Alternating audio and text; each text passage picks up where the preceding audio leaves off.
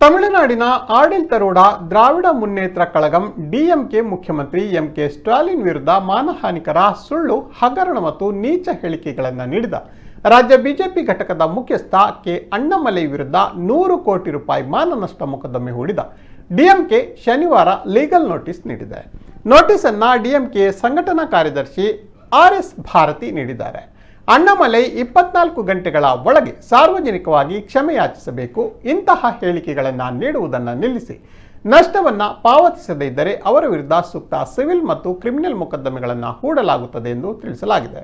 2 ದಿನಗಳಲ್ಲಿ ಸಿಎಂ ಸಾರ್ವಜನಿಕರ ಪರಿಹಾರ ನಿಧಿಗೆ 100 ಕೋಟಿ ರೂಪಾಯಿ ಮಾನನಷ್ಟ ಮೊಕದ್ದಮೆ ನೀಡಬೇಕೆಂದು ತಿಳಿಸಿದ್ದಾರೆ.